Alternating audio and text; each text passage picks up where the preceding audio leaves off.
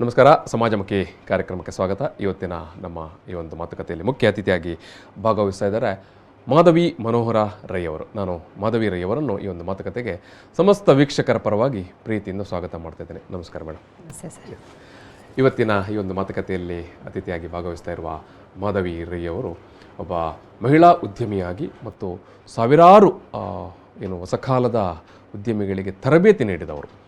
ಅವರ ಕ್ಷೇತ್ರ ಸೌಂದರ್ಯ, ಅಂದರೆ ಬ್ಯೂಟಿಷಿಯನ್ ತರಬೇತಿಯನ್ನು ಅವರು ನೀಡ್ತಾ, ಜೊತೆಗೆ ಅದೇ ಕ್ಷೇತ್ರದಲ್ಲಿ ಅವರು ಮಾಡಿರುವಂಥ ಸಾಧನೆ ಅಪಾರವಾದದ್ದು. ಅವರ ಸಾಧನೆಯ ಬಗ್ಗೆ ಅಥವಾ ಅವರು ಸಾಗಿ ಬಂದಂಥ ದಾರಿಯ ಬಗ್ಗೆ ನಾವು ನೋಡುವುದಿದ್ದರೆ 2008ರಲ್ಲಿ ಅವರು ರೂಡ್ಸೆಟ್ನಲ್ಲಿ, ಉಜಿರೆಯ ರೂಡ್ಸೆಟ್ನಲ್ಲಿ ಈ ಬಗ್ಗೆ ತರಬೇತಿಯನ್ನು ಪಡೆಯುತ್ತಾರೆ. ಮತ್ತು ತರಬೇತಿಯ ಬಳಿಕ ಅವರ ಊರು ಅಂದರೆ ಪುತ್ತೂರಿನ ಕೃಷ್ಣನಗರದಲ್ಲಿ ಅವರ ಶ್ರೀಮಾ ಅರ್ಬಲ್ ಬ್ಯೂಟಿ ಪಾರ್ಲರ್ನ್ನು ತೆರೆಯುತ್ತಾರೆ. ಇದು 2008ರಲ್ಲಿ. ಮತ್ತು ಆ ಒಂದು ಯಶಸ್ಸಿನ ಒಂದು ಕಾರಣದಿಂದಾಗಿ 5 ವರ್ಷದ ಬಳಿಕ ಮತ್ತೆ ಪುತ್ತೂರು ನಗರದಲ್ಲಿ ಮತ್ತೊಂದು ಪಾರ್ಲರನ್ನು ಅವರು ಆರಂಭಿಸ್ತಾರೆ. ಈ ಎಲ್ಲ ಅನುಭವದ ನೆಲೆಯಲ್ಲಿ ಮತ್ತು ಅವರು ಆ ಒಂದು ಅನುಭವ ಜೊತೆಗೆ ಅವರು ಪಡೆದಂಥ ಒಂದು ತರಬೇತಿಯ ಹಿನ್ನೆಲೆಯಿಂದಾಗಿ ಅವರು 2012ರಿಂದ ಸ್ವತಃ ತಾನು ಅಧ್ಯಯನ ಮಾಡಿದಂಥ, ತಾನು ತರಬೇತಿ ಪಡೆದಂಥ ರೂಡ್ಸೆಟ್ ಮತ್ತು ಆರ್ಸಿಟಿ ಸಂಸ್ಥೆಯಲ್ಲಿ ಒಬ್ಬ ತರಬೇತುದಾರರಾಗಿ ಸೇರ್ಪಡೆ ಆಗ್ತಾರೆ. ಆ ಮೂಲಕ ಅವರು ಇಡೀ ರಾಜ್ಯಾದ್ಯಂತ ಸುಮಾರು 3,500ರಿಂದ 4,000ದಷ್ಟು ವಿದ್ಯಾರ್ಥಿಗಳಿಗೆ ತರಬೇತಿಯನ್ನು ನೀಡಿರ್ತಾರೆ. ಬ್ಯೂಟಿ ಪಾರ್ಲರ್ ಬಗ್ಗೆ ಯಾವ ರೀತಿ ಬ್ಯೂಟಿ ಪಾರ್ಲರ್ ಅನ್ನು ಆರಂಭಿಸುವುದು ಮತ್ತು ಅದಕ್ಕೆ ಬೇಕಾದಂಥ ತರಬೇತಿಗಳೇನು, ಈ ಎಲ್ಲ ತರಬೇತಿಯನ್ನು ನಿರಂತರವಾಗಿ ಕರ್ನಾಟಕ ರಾಜ್ಯಾದ್ಯಂತ ಎಲ್ಲ ಜಿಲ್ಲೆಗಳಿಗೆ ತೆರಳಿ ಅವರು ಮಾಡಿಕೊಂಡು ಬಂದಿದ್ದಾರೆ. ಸೊ ಅವರ ಆ ಸಾಧನೆ, ಆ ಸಾಧನೆಯನ್ನು ಅನೇಕ ಸಂಸ್ಥೆಗಳು ಗುರುತಿಸಿವೆ. 2019ರಲ್ಲಿ ಐಬಾ ಅವಾರ್ಡ್, ಅಂದರೆ ಆಲ್ ಇಂಡಿಯಾ ಬ್ಯೂಟಿ ಅಸೋಸಿಯೇಷನ್ನವರು ಅವರಿಗೆ ಪ್ರಶಸ್ತಿ ಕೊಟ್ಟು ಅವರನ್ನು ಗೌರವಿಸ್ತಾರೆ.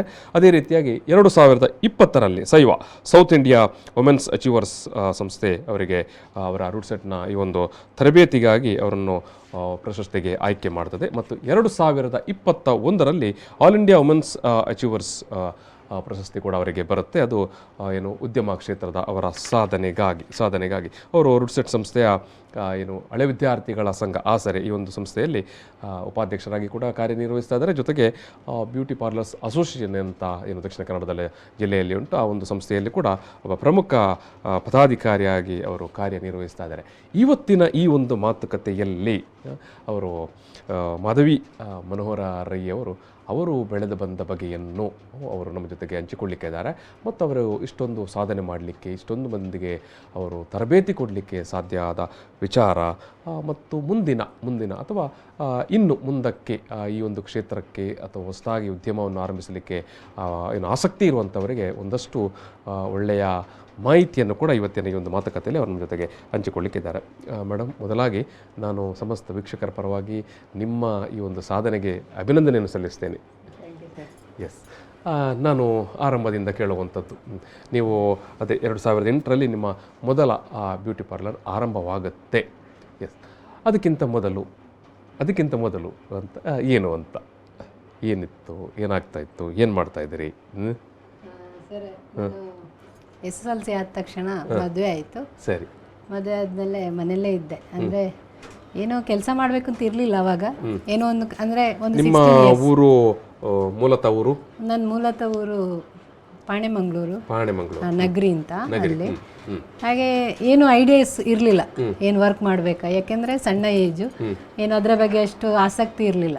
ಹೋಗ್ತಾ ಆಯಿತು, ನನಗೂ ಏನು ಮಾಡಬೇಕು, ಸುಮ್ಮನೆ ಮನೇಲಿ ಇದ್ದೇನು ಪ್ರಯೋಜನ ಅಂತ. ಮದುವೆ ಆಗಿ ಸುಮಾರು 8 ವರ್ಷ ಗೃಹಿಣಿಯಾಗಿದ್ದೀರಿ? ಹೌದು ಸರ್, ಗೃಹಿಣಿಯಾಗಿ ಏನಾದರೂ ಮಾಡಬೇಕು ಅಂತ. ಸ್ವಲ್ಪ ಎಜುಕೇಷನ್ ಅಡ್ಡ ಬರ್ತಾ ಇತ್ತು ನನಗೆ. ಅಂದರೆ ಹೊರಗಡೆ ದುಡಿಯೋಕ್ಕಾಗ್ತಾ ಇರಲಿಲ್ಲ ಅಷ್ಟೊಂದು. ಅಂದರೆ ಯಾರು ಅಂತ ಕೆಲಸ ಸಿಗಲ್ಲ ನಮಗೆ, ಯಾಕಂದರೆ ಎಜುಕೇಷನ್ ಸ್ವಲ್ಪ ಕಡಿಮೆ ಇದ್ದಿದ್ದಕ್ಕೆ. ಏನು ಮಾಡೋದು? ಆದರೆ ಈ ಫೀಲ್ಡ್ ನನಗೆ ಚಿಕ್ಕದಿಂದಲೇ ತುಂಬ ಇಂಟ್ರೆಸ್ಟ್ ಇದರಲ್ಲಿ. ಅಂದರೆ ನಾನು ಕಲಿಯೋ ಮುಂಚೆನೆ ಮೆಹಂದಿ ಹಾಕ್ತಿದ್ದೆ, ಆಮೇಲೆ ಮೇಕಪ್ ಮಾಡ್ತಾ ಇದ್ದೆ ಬೇರೆಯವರಿಗೆಲ್ಲ. ಇದು ಏನೋ ಮಾಡಬೇಕು ಇದರ ಹಂಬಲ ಜಾಸ್ತಿ ಇತ್ತು ನನಗೆ. ಅದಕ್ಕೆ ಹಸ್ಬೆಂಡ್ಗೆ ಹೇಳಿದೆ ನಾನೊಂದು ಪಾರ್ಲರ್ ಕಲಿಬೇಕು ಅಂತ. ಮನೋಹರ್ ರೈ ಅವರಿಗೆ ಫಸ್ಟ್ ಅವರಿಗೆ ಅಷ್ಟೊಂದು ಇಷ್ಟ ಇರಲಿಲ್ಲ ಪಾರ್ಲರ್ ಫೀಲ್ಡ್, ಬೇಡ ಅಂತ. ಆದರೆ ನಾನು ಹೋಗಿ ಪಾರ್ಲರಲ್ಲಿ ಸರ್ಚ್ ಮಾಡಿದೆ, ಪುತ್ತೂರಲ್ಲಿ ಹೋಗಿ ಪಾರ್ಲರ್ ಎಲ್ಲಿದೆ ಅಂತ ಸರ್ಚ್ ಮಾಡಿದೆ. ಆಗ ಅವ್ರದ್ದೇ ಕೊಲೀಗ್ ಸಿಕ್ಕಿದ್ರು ನನಗೆ, ಪಾರ್ಲರ್ ಸೀನಿಯರ್ ಅವರು ಸಿಕ್ಕಿದ್ರು ಮೇಡಮ್ ಆಗಿ. ತುಂಬ ಒಳ್ಳೆ ಮೇಡಮ್ಮು. ನಿಜವಾಗ್ಲೂ ಗುರು ಹೇಗಿರ್ತಾರೆ ಹಾಗೇ ಶಿಷ್ಯರು ಮುಂದೆ ಬರ್ತಾರೆ. ಅದಕ್ಕೆ ನನ್ನ ಒಬ್ರು ನಿಶ್ಚಲ ಮೇಡಮ್ ಅಂತ ಇದ್ದಾರೆ, ಅವರೇ ನಾನು ಇಲ್ಲಿಂದ ಅವರಿಗೆ ಥ್ಯಾಂಕ್ಸ್ ಹೇಳಕ್ ಇಷ್ಟಪಡ್ತೀನಿ. ಯಾಕೆ ನನಗೆ ಅಷ್ಟು ಸಪೋರ್ಟ್ ಮಾಡಿದ್ರೆ, ಯಾಕಂದ್ರೆ ಅವರು ಯಾವ ರೀತಿ ಬಿಸ್ನೆಸ್ ಮಾಡ್ತಾ ಇದ್ರು, ಅವರ ಒಂದು ನೇಚರ್, ಅವರು ಪಾರ್ಲರಲ್ಲಿ ಬಿಸ್ನೆಸ್ ಮಾಡೋ ರೀತಿ, ಇದೆಲ್ಲ ನಂದು ಇವಾಗ್ಲೂ ಅದೇ ಇದೆ ನಮ್ಮ ಹತ್ರ. ಅವರ ಹತ್ರನೇ ನಾನೊಂದು ಪಾರ್ಲರ್ ಮಾಡಿದ್ದೀವಿ, ಆದ್ರೂ ನಮ್ಮ ಒಂದು ಕೋಆರ್ಡಿನೇಷನ್ ತುಂಬಾ ಚೆನ್ನಾಗಿದೆ. ಇವಾಗ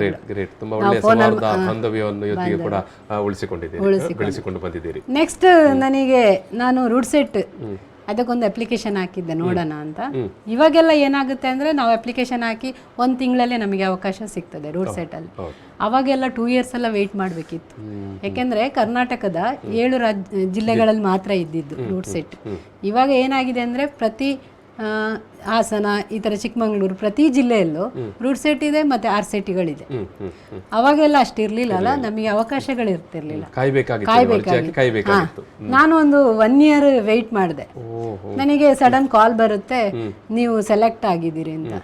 ನನಗೆ ಒಂದ್ಸಲ ಏನ್ ಮಾಡ್ಬೇಕು ಅಂತ ಗೊತ್ತಾಗಿಲ್ಲ. ಅಲ್ಲಿಗೂ ಹಸ್ಬೆಂಡ್ಗೆ ಹೋದೆ, ಹಸ್ಬೆಂಡ್ ಹತ್ರ ಕೇಳಿದೆ ಏನ್ ಮಾಡೋದು, ಈ ತರ ಬಂದಿದೆ ಅಂತ. ಆಯ್ತು ನೋಡೋಣ, ಅಲ್ಲೋಗಿ ಹೇಗಿರುತ್ತೆ ನೋಡು ಅಂತ.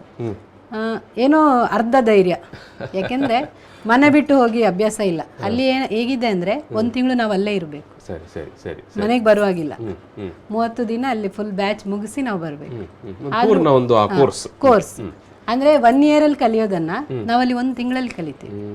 ಆ ತರ ಇದೆ ಅಲ್ಲಿ ಟ್ರೈನಿಂಗ್. ಬೆಳಗ್ಗೆಯಿಂದ ಸಂಜೆ ತನಕ ಟ್ರೈನಿಂಗ್ ಇರುತ್ತೆ. ಖಂಡಿತ 5 ಗಂಟೆಯಿಂದ ಬೆಳಿಗ್ಗೆ ಸ್ಟಾರ್ಟ್ ಆದ್ರೆ ರಾತ್ರಿ 12 ಗಂಟೆವರೆಗೂ ನಮಗೆ ಟ್ರೈನಿಂಗ್ ಇರುತ್ತೆ. ಅಂದ್ರೆ ನಿಮಗೆ ಬರೀ ಟ್ರೈನಿಂಗ್ ಮಾತ್ರ ಕೊಡಲ್ಲ ಅವರು, ಯೋಗದಿಂದ ಹಿಡಿದು ನಮ್ಮ ಆರೋಗ್ಯನ ನೋಡ್ಕೋತಾರೆ, ಸ್ವಚ್ಛತೆಯನ್ನ ನೋಡ್ಕೋತಾರೆ. ನಾವೊಂದು ಪಾರ್ಲರ್ ಮಾಡಿದ್ರೆ ಯಾವ ತರ ಸ್ವಚ್ಛವಾಗಿರ್ಬೇಕು, ಆಮೇಲೆ ನಮಗೆ ಫುಡ್ ಕೊಡ್ತಾರೆ, ಬೇಕಾದ ನಮಗೆ ಏನು ಬೇಕೋ ಅಂತ ಫುಡ್ಡನ್ನು ಕೊಡ್ತಾರೆ.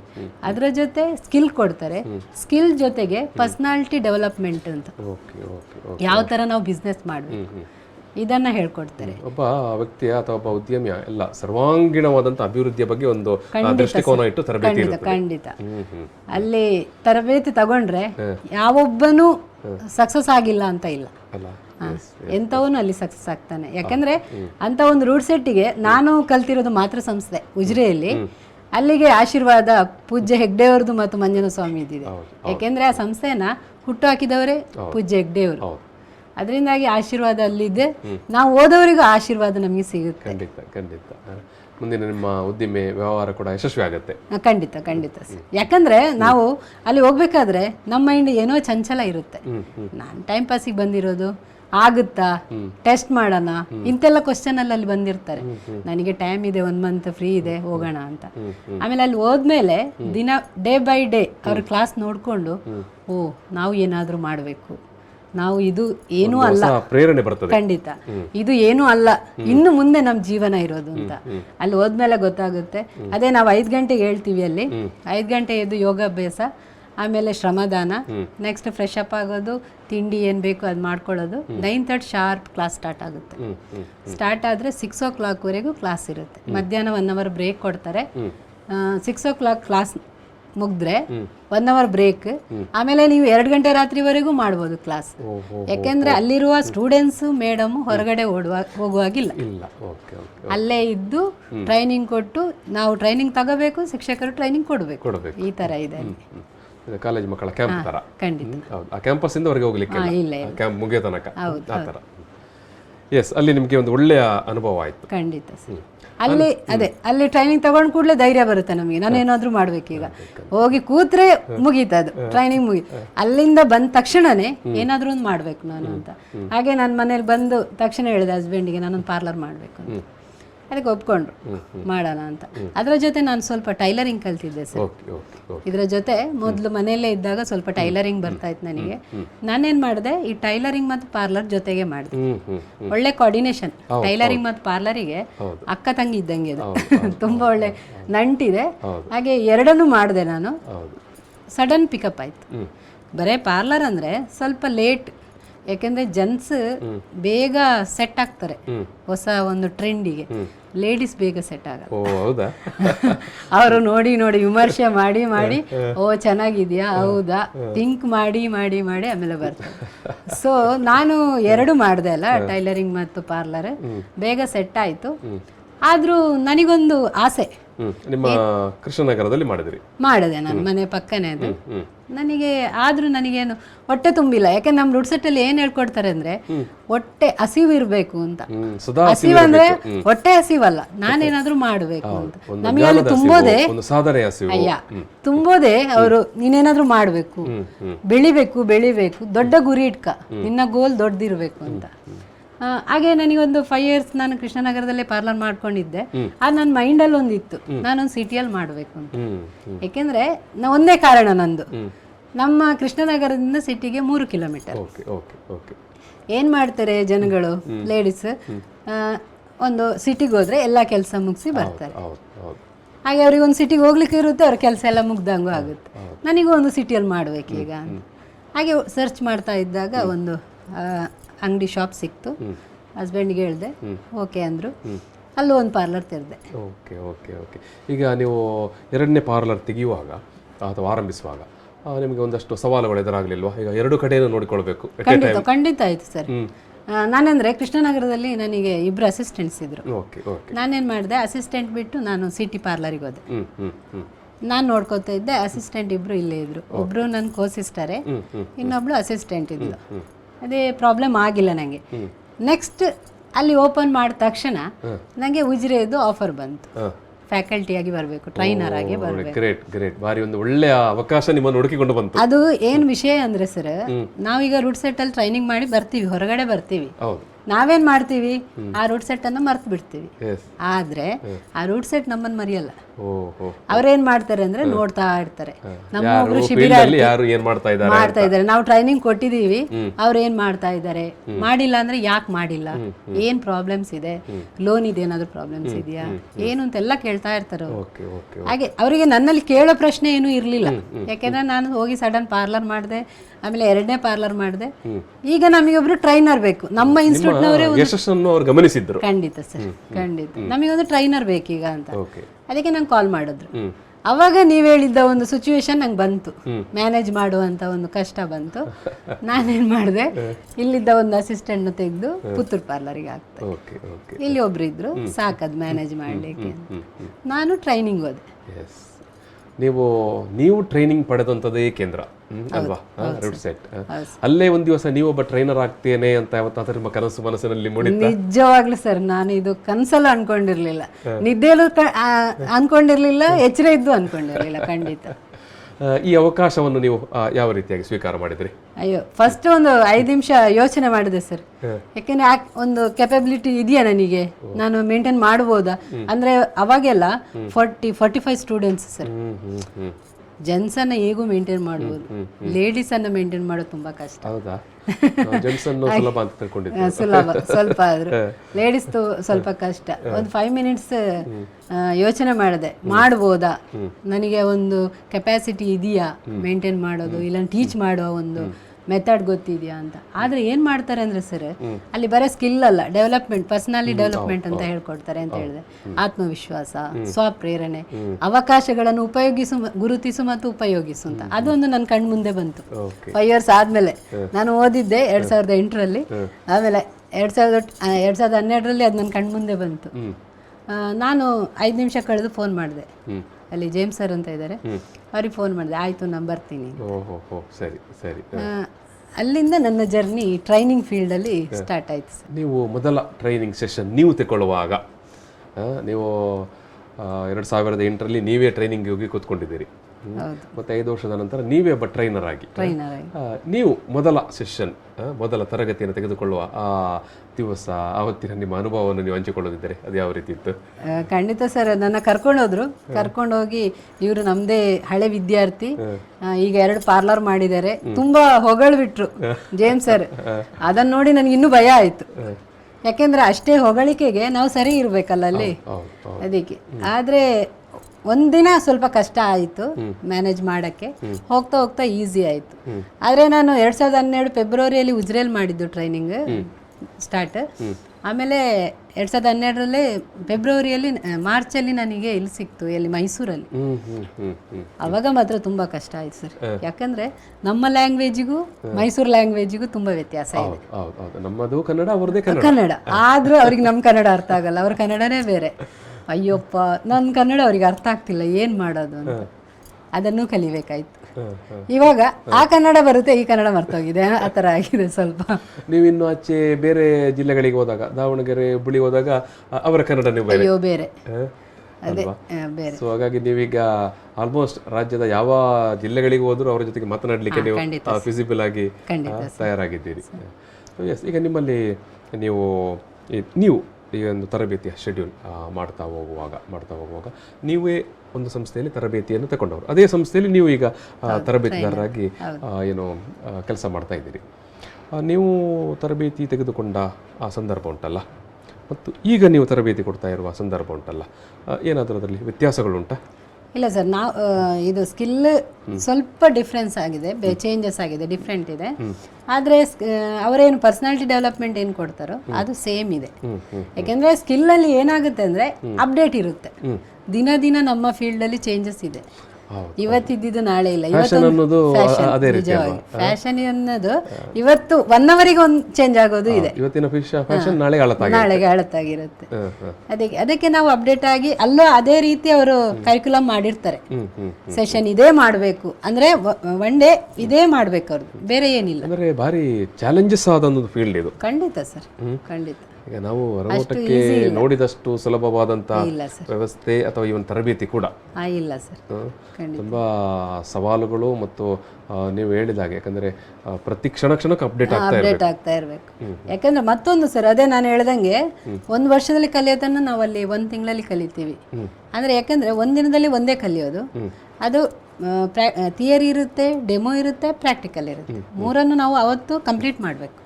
ನಾವು ಪಾರ್ಲರಲ್ಲಿ ಏನು ಮಾಡ್ತೀವಿ, ಜಸ್ಟ್ ನೀನು ಬಾ ನೋಡು ಅಷ್ಟೇ. ಯಾಕಂದ್ರೆ ನಾಳೆ ನನಗೆ ಕಸ್ಟಮರ್ ಬೇಕು, ನೀನು ಹಾಳು ಮಾಡಿದ್ರೆ ಕಸ್ಟಮರ್ ಹೋಗ್ತಾರೆ. ಅಲ್ಲಿ ಆ ಥರ ಅಲ್ಲ, ನೀನು ಕಲಿಬೇಕು. ನೀನು ಬಂದಿರೋದು ಏನಕ್ಕೆ? ಕಲಿಯೋಕ್ಕೆ. ನಾನು ಕಲಿಸ್ಬೇಕು, ಅವ್ರು ಕಲಿಬೇಕು. ಎಸ್ ಮೇಡಮ್, ಈಗ ನಿಮ್ಮ ಒಂದು ಸೆಷನಲ್ಲಿ ಬಹುಶಃ 30-40 ವಿದ್ಯಾರ್ಥಿಗಳು ಇರ್ತಾರೆ. ಯಾವ ರೀತಿಯಾಗಿ ಅದನ್ನು ಅಡಾಪ್ಟ್ ಮಾಡಿಕೊಳ್ತಾರೆ? ಈಗ ನೀವು ಭಾರಿ ಚಾಲೆಂಜಸ್, ಭಾರಿ ಸ್ಪೋರ್ಟಿವ್ ಆಗಿ ಟ್ರೈನಿಂಗ್ ತಗೊಂಡು ಯಶಸ್ವಿ ಆದ್ರಿ. ಈಗ ಬರುವಂಥ ವಿದ್ಯಾರ್ಥಿನಿಯರು, ಮಹಿಳೆಯರು ಯಾವ ರೀತಿಯಾಗಿ ಸ್ಪೋರ್ಟಿವ್ ಆಗಿ ಅದನ್ನು ತಗೊಳ್ತಾರೆ? ಇಲ್ಲ ಸರ್, ಅಲ್ಲಿ ಬರೋರು ಏನಂದ್ರೆ ಏನಾದ್ರೂ ಒಂದು ಉದ್ದೇಶ ಇಟ್ಕೊಂಡೇ ಬರ್ತಾರೆ ಸರ್. ಅಲ್ಲಿ ಒಂದು 200 ಅಪ್ಲಿಕೇಶನ್ ಇದ್ರೆ ಅಲ್ಲಿ ಚಾನ್ಸ್ ಸಿಗೋದು ಇವಾಗ 35, ಅದಕ್ಕಿಂತ ಜಾಸ್ತಿ ಚಾನ್ಸ್ ಇಲ್ಲ. ಅದಕ್ಕೆ ಯಾರಿಗೆ ಇದರ ನೆಸೆಸಿಟಿ ಇದೆ, ಅಗತ್ಯ ಇದೆ, ಅದನ್ನ ನೋಡ್ತಾರೆ. ಅಗತ್ಯ ಮತ್ತು ತುಂಬಾ ಆಸಕ್ತಿ ಅದನ್ನ ನೋಡ್ತಾರೆ. ಅದರ ಬಗ್ಗೆ ಸ್ವಲ್ಪ ಆದ್ರೂ ಅವ್ರಿಗೆ ಗೊತ್ತಿದೆಯಾ, ನಾಲೆಜ್ ಇದೆಯಾ ಅಂತ ಅದನ್ನ ತಗೊಂಡು ಅವರು ಇಂಟರ್ವ್ಯೂ ಮಾಡಿ ತಗೋತಾರೆ ಸರ್. ಓಕೆ ಓಕೆ ಓಕೆ ಒಂದು ಅವರ ಕಂಪ್ಲೀಟ್ ಒಂದು ಸ್ಕ್ಯಾನ್ ಮಾಡಿ ಅವರನ್ನು ಒಳಗೆ ತಗೊಳ್ತಾರೆ. ಸೊ ಹಾಗಾಗಿ ನಿಮಗೆ ಆ ತರಬೇತಿಗೆ ಬರುವವರು ಕೂಡ ತುಂಬ ಆಕ್ಟಿವ್ ಆಗಿ, ತುಂಬ ಒಂದು ಏನು ಸ್ಪೋರ್ಟಿವ್ ಆಗಿ ಮತ್ತು ತುಂಬ ಪಾಸಿಟಿವ್ ಆಗಿ ನಿಮ್ಮ ಜೊತೆಗೆ ಅದೌದು ಇರ್ತಾರೆ. ಆದ್ರೆ ಅಲ್ಲಿ ಬರೋರೆಲ್ಲ ಆಕ್ಟಿವ್ ಆಗಿರ್ತಾರೆ ಅಂತ ಹೇಳಕ್ಕಾಗಲ್ಲ. ಪಾಪ ನಾನು ಹೇಳೋದ್ರಲ್ಲಿ 70% ಜನ ಮನೆಯಲ್ಲಿ ಸೌಟ್ ಹಿಡಿದವರೇ ಬರೋದು. ಖಂಡಿತ ಖಂಡಿತ. ಅವರನ್ನು ಅಲ್ಲಿಂದ ಹೋಗೋ ಹೊತ್ತಿಗೆ ನೀವೊಂದು ಉದ್ಯಮಕ್ಕೆ ರೆಡಿ ಮಾಡಿ ಕೊಡ್ತೀರಿ. ಖಂಡಿತ ಸರ್. ಅವ್ರು ಬರ್ಬೇಕಾದ್ರೆ ಅವ್ರಿಗೆ ಫ್ಯಾಷನ್ ಅಂದ್ರೆ ಏನು ಅಂತಲೇ ಗೊತ್ತಿರಲ್ಲ. ನಾನು ಫಸ್ಟ್ ಡೇ ಕ್ಲಾಸಿಗೆ ಎಂಟ್ರಿ ಆದ ತಕ್ಷಣ ಅವ್ರನ್ನ ನೋಡಿದ ತಕ್ಷಣ ನನಗೆ ಆಗೋದು ಇವರು ಬ್ಯೂಟಿಷಿಯನ್ಗಳ ಅಂತ. ಯಾಕಂದ್ರೆ ನಾವು ಆ ಫೀಲ್ಡಿಗೆ ಸರಿಯಾಗಿ ನಾವಿರ್ಬೇಕು, ಯಾವುದೇ ಫೀಲ್ಡ್ ಆದ್ರೆ. ಈಗ ಒಬ್ಬ ಟೈಲರ್ ಆದ್ರೆ ಅವ್ನು ಚೆನ್ನಾಗಿ ಬ್ಲೌಸ್ ಹೊಲ್ದು ಚೆನ್ನಾಗಿ ಹಾಕೊಂಡ್ರೆ ಕೇಳ್ತಾರೆ ಯಾರು ಹೊಲ್ದಿದ್ದು ಅಂತ. ನಾನೇ ಸ್ಟಿಚ್ ಮಾಡಿದಂದ್ರೆ ಇಷ್ಟು ಚೆನ್ನಾಗಿ ಮಾಡ್ತೀಯಾ, ನಾಳೆ ಅವ್ರು ನಿಂಗೆ ತಂದು ಕೊಡ್ತಾರೆ. ಅದೇ ನೀನು ಬ್ಯೂಟಿಷಿಯನ್ ಆದ್ರೆ ನೀನು ಇಷ್ಟು ಚೆನ್ನಾಗಿದ್ದೀಯಲ್ಲ, ನಾನು ಆಗ್ಬೋದು, ಈ ತರ ಆ ಫೀಲ್ಡಿಗೆ ಅವನು ಆ ತರ ಇರಬೇಕು. ಆ ತರದೊಂದು ನಾವೇನು ಹೇಳ್ತೇವೆ ಆಂಬಿಯನ್ಸ್ ಮತ್ತೆ ಟೋಟಲ್ ಒಂದು ನೋಡುವಾಗ ಆ ರೀತಿಯ ಒಂದು ಸಿದ್ಧತೆ. ನಮಗೆ ಖುಷಿ ಆಗೋದೇನಂದ್ರೆ ಸೌಟ್ ಹಿಡ್ದವರು ಇವತ್ತು ಬಿಸ್ನೆಸ್ ಮಾಡ್ತಾ ಇದಾರಲ್ಲ. ಯಾಕಂದ್ರೆ 6 ವರ್ಷ 8 ವರ್ಷ ಮನೇಲಿದ್ದು ವೇಸ್ಟ್ ಮಾಡಿ ಲಾಸ್ಟ್ ಏನಾದ್ರೂ ಮಾಡ್ಬೇಕು, ನಂಗೆ ಕಷ್ಟ ಇದೆ, ಒಬ್ಬರೇ ದುಡಿದ್ರೆ ಸಾಕಾಗಲ್ಲ, ನಾನು ಕೈ ಜೋಡಿಸ್ಬೇಕು, ಈ ತರ ಮೆಂಟಾಲಿಟಿ ಇಟ್ಕೊಂಡು ಬರ್ತಾರೆ. ಅವ್ರು ಹೋಗ್ಬೇಕಾದ್ರೆ ಹೋಗಿ ಒಂದು 1 ಇಯರ್ ಆದಾಗ ಒಂದು ಬಿಸ್ನೆಸ್ ವುಮೆನ್ ಆಗ್ತಾರೆ. ಅದು ತುಂಬ ಖುಷಿ ಕೊಡುವಂಥ ಒಂದು ವಿಚಾರ. ಬಹುಶಃ ಬದುಕಿನ ಭಾರಿ ದೊಡ್ಡ ಸಾರ್ಥಕತೆ ಅದು. ಖಂಡಿತ ಸರ್, ಒಬ್ಬ ತರಬೇತುದಾರರಾಗಿ ನಿಮಗೆ. ಖಂಡಿತ ಅದು ತುಂಬ ಖುಷಿ ಸರ್. ನಾನು ಅದಕ್ಕೆ ಪ್ರತಿ ಇಯರಲ್ಲಿ ಅಂದ್ಕೊಳ್ಳೋದು, ಸಾಕು ನನ್ನ ಟ್ರೈನಿಂಗ್ ಫೀಲ್ಡ್, ನನ್ನ ಪಾರ್ಲರ್ ಇದೆ, ನಾನು ಅಲ್ಲೇ ಇರ್ತೀನಿ. ಏನೋ ಮನಸ್ಸಿನ ಒಳಗಡೆಯಿಂದ ಇಲ್ಲ ನಿನಗೆ ಶಕ್ತಿ ಇದೆ, ಇನ್ನು ಸ್ವಲ್ಪ ಹೇಳ್ಕೊಡು, ಇನ್ನು ಸ್ವಲ್ಪ ಹೇಳ್ಕೊಡು ಅಂತ. ಖಂಡಿತ ಖಂಡಿತ ಖಂಡಿತ. ಸೊ ಆ ಕಾರಣದಿಂದಾಗಿ ನಿಮಗೆ 3,500-4 ಸಾವಿರದಷ್ಟು ಏನು ಯುವತಿಯರನ್ನು ತರಬೇತುಗೊಳಿಸಲಿಕ್ಕೆ ಸಾಧ್ಯ ಆಗಿದೆ. ಬಹುಶಃ ಇವತ್ತು ಅವರೆಲ್ಲ ಅವರವರ ಊರಿನಲ್ಲಿ ಅವರೊಂದು ಉದ್ಯಮವನ್ನು ಅಥವಾ ಸಣ್ಣ ಒಂದು ವ್ಯವಹಾರವನ್ನು ಅದು ಯಶಸ್ವಿಯಾಗಿ ನಡೆಸಿಕೊಂಡು ಹೋಗ್ತಾ ಇದ್ದಾರೆ ಅಂತ ಹೇಳುವಾಗ ಬಹುಶಃ ನಿಮಗೆ ಕೂಡ ಅದು ನಿಮ್ಮ ಸಂಸ್ಥೆ ಜೊತೆಗೆ ನಿಮಗೆ ಕೂಡ ಭಾರಿ ಖುಷಿಯ ವಿಚಾರ. ನಿಜ ಸರ್, ಸಂಸ್ಥೆ ಎಷ್ಟು ಖುಷಿ ಪಡುತ್ತೋ ಅಷ್ಟು ನಾನು ಖುಷಿ ಪಡ್ತೇನೆ. ಯಾಕಂದ್ರೆ ಕರ್ನಾಟಕದ ಮೂಲೆಗೆ ಹೋದ್ರು ಒಬ್ರಾದ್ರೂ ಸ್ಟೂಡೆಂಟ್ಸ್ ಇದ್ದಾರೆ, ಅದು ಖುಷಿ ಆಗೋದು. ಎಲ್ಲಿ ಮೊದಲು ಮಂಗಳೂರು ಅಂದ್ರೆ ಎಲ್ಲಿಂದ ಗೊತ್ತಿರ್ಲಿಲ್ಲ, ಪುತ್ತೂರು ಮಾತ್ರ ಗೊತ್ತಿತ್ತು. ಮಂಗಳೂರಿಗೆ ಮಂಗಳೂರು ಹೇಳ್ತಾರೆ ಅಂತ ಗೊತ್ತಿರ್ಲಿಲ್ಲ, ಕುಡ್ಲ ಅಂತ ಹೇಳ್ತಾರೆ ಅಂತ ಗೊತ್ತಿತ್ತು. ಇವಾಗ ಎಲ್ಲಿ ಏನಿದೆ ಎಲ್ಲ ಗೊತ್ತಿದೆ. ಅಂದ್ರೆ ಕರ್ನಾಟಕದಾದ್ಯಂತ ಓಡಾಡ ಆಗಿದೆ ಈಗ. ಇಡೀ ಒಂದು ರಾಜ್ಯವನ್ನು ಸುತ್ತಾಡಿದ ಕಾರಣದಿಂದಾಗಿ ಅದೊಂದು ಮಾತು ಉಂಟಲ್ಲ, ಕೋಶ ಓದಬೇಕು ಲೋಕ ಸುತ್ತಬೇಕು ಅಂತ. ಖಂಡಿತ ಸರ್, ಆ ಮಾತು ನಿಜ. ಹಾಗಾಗಿ ನಿಮಗೆ ಬೇರೆ ಬೇರೆ ಪ್ರಾಂತ್ಯಗಳಲ್ಲಿ ಮಾತನಾಡುವ ಭಾಷೆ ಅದನ್ನು ಅರ್ಥ ಮಾಡಿಕೊಳ್ಳಿಕ್ಕೂ ಸಾಧ್ಯ ಆಗಿದೆ, ಅವರ ಜೊತೆಗೆ ವ್ಯವಹಾರ ಮತ್ತು ಅವರನ್ನು ತರಬೇತಿಗೊಳಿಸಲಿಕ್ಕೂ ಸಾಧ್ಯ ಆಗಿದೆ. ಎಸ್, ನಾನು ನಿಮ್ಮ ಈ ಒಂದು ಟೋಟಲ್ ಜರ್ನಿಯಲ್ಲಿ ನಿಮ್ಮ ಮನೆಯವರ ಅಥವಾ ನಿಮ್ಮ ಗಂಡನ ಪತಿಯ ಪಾತ್ರ, ರೋಲ್ ಅಥವಾ ಪ್ರೇರಣೆ ಬಗ್ಗೆ ಏನು ಹೇಳ್ತೀರಿ? ಖಂಡಿತ ಸರ್, ಒಳ್ಳೆ ಕ್ವಶನ್ ಕೇಳಿದ್ರಿ. ನಾನು ಕಲಿತೆ, ನಾನು ಬಿಸ್ನೆಸ್ ಮಾಡಿದೆ, ಅದು ಸೆಕೆಂಡ್ರಿ. ಫಸ್ಟ್ ನಿನಗೆ ಸಪೋರ್ಟ್ ಯಾರು ಮಾಡಿದ್ರು ಅಲ್ಲ, ಹೋಗಕ್ಕೆ ಯಾರು ಬಿಟ್ರು, ಇದು ಮೇಯ್ನ್ ಆಗುತ್ತೆ. ಯಾಕೆಂದ್ರೆ ನಮ್ದು ಜಾಯಿಂಟ್ ಫ್ಯಾಮಿಲಿ, 13 ಜನ ಇದ್ವಿ ನಮ್ಮ ಮನೇಲಿ. ಕೂಡು ಕುಟುಂಬ ಅಂತೀವಿ. ನನ್ನ ಗಂಡ ತುಂಬಾ ಸಪೋರ್ಟ್ ಮಾಡಿದ್ರು. ಅದ್ರ ಜೊತೆ ಅವರ ತಂದೆ ತಾಯಿ, ಅವರಿಗೆ ನಾನು ಯಾವಾಗಲೂ ಚಿರಋಣಿ ಆಗಿರ್ಬೇಕು. ಯಾಕೆಂದ್ರೆ ಗಂಡನಷ್ಟೇ ಅವರ ಸಪೋರ್ಟ್ ಬೇಕಾಗುತ್ತೆ ನಮಗೆ. ಯಾಕೆಂದ್ರೆ ನಾವು ಜಾಯಿಂಟ್ ಫ್ಯಾಮಿಲಿ ಇದ್ದಿದ್ರಿಂದ ಅತ್ತೆ ಮಾವ, ಇಲ್ಲಾಂದ್ರೆ ಅವ್ರ ತಮ್ಮನ ಹೆಂಡತಿಯವರು ಎಲ್ಲರೂ ಸಪೋರ್ಟ್ ಮಾಡಿದ್ರು. ಅದರಿಂದಾಗಿ ಇವತ್ತು ನನ್ನ ಅಚೀವ್ಮೆಂಟ್ 20%, 80% ನನ್ನ ಮನೆಯವ್ರದ್ದು. ಎಲ್ಲರೂ ನಿಮ್ಮನ್ನು ಏನು ಸಂಪೂರ್ಣವಾದಂಥ ಒಂದು ಸಹಕಾರ ಬೆಂಬಲ ಕೊಟ್ಟು ನಿಮ್ಮನ್ನೊಬ್ಬರು ಒಂದು ಇಂಡಿಪೆಂಡೆಂಟ್ ಆಗಿ ಒಂದು ಯಶಸ್ವಿ ಉದ್ಯಮಿಯಾಗಿ ತರಬೇತುದಾರನಾಗಿ ರೂಪುಗೊಳಿಸಲಿಕ್ಕೆ ಎಲ್ಲರೂ ಸಹಕಾರ ಕೊಟ್ಟರು.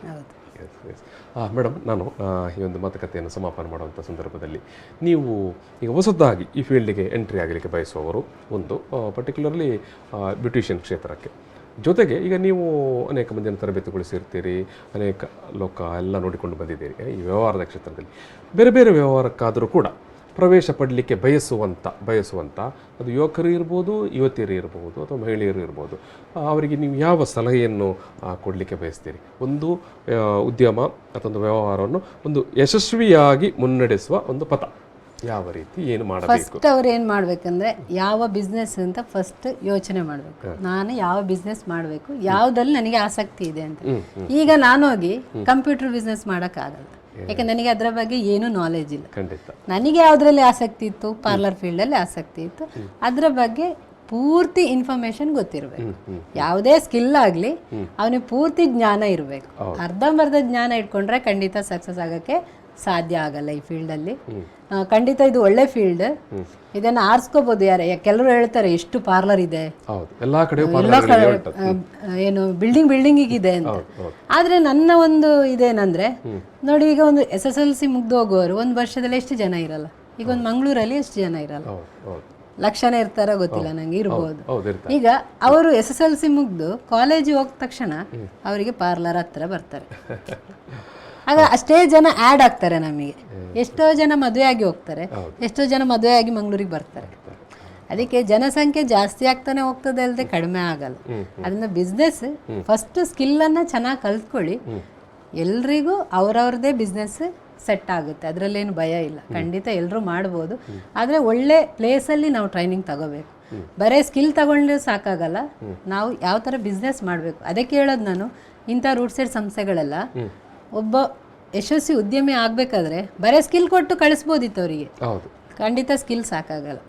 ಅವನು ಅದರಲ್ಲಿ ಹೇಗೆ ಬಿಸ್ನೆಸ್ ಮಾಡಬೇಕು, ಜನಗಳ ಜೊತೆ ಹೇಗೆ ಬೆರಿಬೇಕು, ಇದನ್ನೆಲ್ಲ ಅವ್ನು ತಿಳ್ಕೊಳ್ಬೇಕಾದ್ರೆ ಒಂದು ರುಡ್ ಸೈಡ್ ಸಂಸ್ಥೆಯಲ್ಲಿ ಬರೇ ಬ್ಯೂಟಿಷಿಯನ್ ಮಾತ್ರ ಅಲ್ಲ, 45 ಟೈಪ್ ಇದ್ದು ತರಬೇತಿ ಇದೆ ನಮ್ಮ ರುಡ್ ಸೈಡ್ ಅಲ್ಲಿ. ಅದರಲ್ಲಿ ಯಾವ್ದು ಬೇಕೋ ಅದು ಆರಿಸ್ಬೋದು ಅವನು. ವ್ಯವಸಾಯದಿಂದ ಹಿಡಿದು ಪಾರ್ಲರ್ ಇಂದ ಹಿಡಿದು ಕಂಪ್ಯೂಟರ್ದು ಟೈಲರಿಂಗ್ ಎಲ್ಲ ಇದೆ.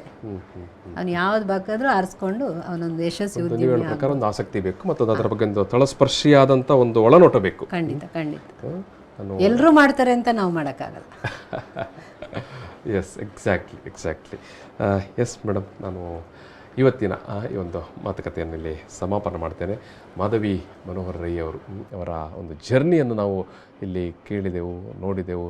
ಒಂದು ಏನು ಅಭೂತಪೂರ್ವವಾದಂಥ ಒಂದು ಜರ್ನಿ ಅಂತಲೇ ಹೇಳ್ಬೋದು. ತಾನೊಂದು ಪಾರ್ಲರ್ ಮಾಡಲಿಕ್ಕೆ ಹೊರಟು ಆನಂತರ ಅವರೇ ಸ್ವತಃ ಒಬ್ಬ ತರಬೇತುದಾರರಾಗಿ ಇವತ್ತು ಇಡೀ ರಾಜ್ಯದೆಲ್ಲ ಕಡೆ ಕೂಡ ಆ ರುಡ್ ಸೆಟ್ನ ಮೂಲಕ ತರಬೇತಿಯನ್ನು ಕೂಡ ನೀಡ್ತಾ ಇದ್ದಾರೆ. ಒಬ್ಬ ಯಶಸ್ವಿ ಉದ್ಯಮಿ ಜೊತೆಗೆ ಒಬ್ಬ ಯಶಸ್ವಿ ತರಬೇತಿದಾರರು. ಅವರ ಈ ಒಂದು ತರಬೇತಿ ಮತ್ತು ಅವರ ಈ ಒಂದು ಉದ್ಯಮಶೀಲತೆಗಾಗಿ ಅವರಿಗೆ ಇಷ್ಟೆಲ್ಲ ಪ್ರಶಸ್ತಿಗಳು ಕೂಡ ಅವರನ್ನು ಹುಡುಕಿಕೊಂಡು ಬಂದಿರುವಂಥದ್ದು.